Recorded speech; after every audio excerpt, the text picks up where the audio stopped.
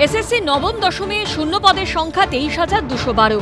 সেই পদে নিয়োগের জন্য 40,000-এর কাছাকাছি নামের তালিকা প্রকাশ করল এসএসসি। পরীক্ষার্থীদের একাংশের দাবি, বহু নতুন চাকরি প্রার্থী জায়গা পাননি তালিকায়। পাশাপাশি যারা অযোগ্য বলে চিহ্নিত না হওয়া সত্ত্বেও চাকরি হারিয়েছেন, আন্দোলন করেছেন, নতুন করে পরীক্ষায় বসতে বাধ্য হয়েছেন, তাদের অনেকেই একাদশ দ্বাদশের ইন্টারভিউয়ে ডাক পাননি, যারা তাকিয়েছিলেন নবম দশমের ফলের দিকে।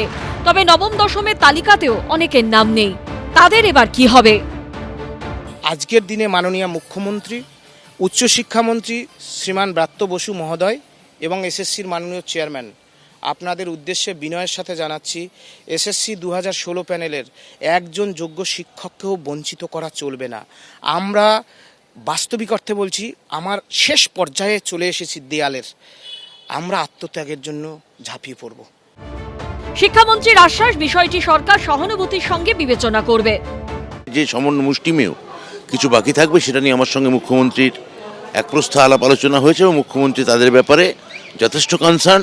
যোগ্য মানুষদের ক্ষেত্রে যদি অল্প কিছু বাকিও থাকেন, তাদের ক্ষেত্রে আমাদের সরকার বিষয়টাকে সদর্থক এবং সদয়ভাবে বিচার করবে।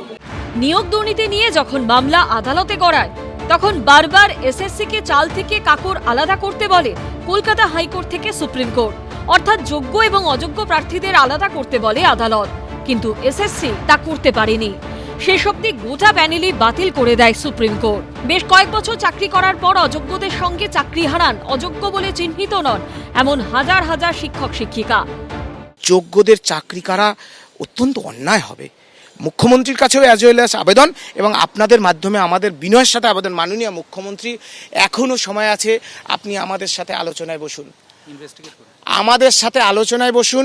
আমরা আপনাকে বলে দেবো, principal secretary of school education মাননীয় বিনোদ কুমার, তিনিও চেয়েছিলেন দুটো আলাদা পরীক্ষা হোক, মানেননি। আপনি আমাদের অবজ্ঞা করবেন না, আমরা সেই একটি দেশলাই কাঠি। সূত্রের খবর, ডেডলাইন ছিল 31শে ডিসেম্বরের মধ্যে নিয়োগ প্রক্রিয়া শেষ করতে হবে। এসএসসি সূত্রের খবর, একাদশ দ্বাদশের নথি পরীক্ষা পেরিয়ে ইন্টারভিউ পর্ব শুরু হয়েছে। এখনো 29টি বিষয় ইন্টারভিউ বাকি। আর এদিন সবে প্রকাশিত হলো নবম দশমের ইন্টারভিউয়ের জন্য ভেরিফিকেশন তালিকা। এই প্রেক্ষিতে 31শে ডিসেম্বরের মধ্যে নিয়োগ প্রক্রিয়া শেষ করা সম্ভব নয় মেনে নিয়ে বাড়তি সময় চেয়ে সুপ্রিম কোর্টে আবেদন করতে চলেছে এসএসসি। তৃণমূল চাইছে, শিক্ষামন্ত্রী চাইছে ইলেকশনটা পার হয়ে যাক। ইলেকশন পার হয়ে গেলে তৃণমূল সরকার আর না থাকলে সব দায় চলে গেল। আর যদি তৃণমূল সরকার ফিরেও আসে, যে শিক্ষকরা চাকরি চাইতে আসবে পুলিশের ডান্ডা মেরে ঠান্ডা করে বাড়ি পাঠিয়ে দেবে। আর নির্বাচন পার করাটাই এখন তৃণমূলের প্রধান লক্ষ্য। তার আগে শিক্ষকদের ভুল বুঝিয়ে, মিথ্যা প্রতিশ্রুতি দিয়ে সময়টাকে নষ্ট করতে চাইছে। স্কুল সার্ভিস কমিশন আজকে মুভ করে হয়তো সামান্য কিছু সময় বাড়তি চাইবে, যে 31শে ডিসেম্বরের মধ্যে যদি প্রসেস শেষ করতে তারা না পারে। এবার এটা কতদিন চাইবে বা না চাইবে সেটা এসএসসিকে আমি বলেছি, আমার সঙ্গে এসএসসি মিটিংও হয়েছে। এই নিয়ে এতগুলো ইন্টারভিউ, এতগুলো ভেরিফিকেশন, এতগুলো ছেলেমেয়ের ভবিষ্যৎ, স্বচ্ছতা এবং মেধা যেহেতু তাদের কাছে একমাত্র প্রায়োরিটি, তারা কতদিন চাইবে? আমার ধারণা দিন 15 বেশি তাদের চাওয়া, এক্সটেনশন চাওয়া হয়তো তারা চাইবে না। সেইভাবেই আমার সঙ্গে সেই মোতাবেক কথা হয়েছে।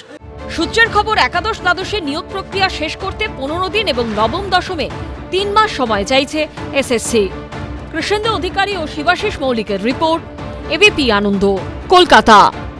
এবিপি আনন্দ, এগিয়ে থাকে, এগিয়ে রাখে।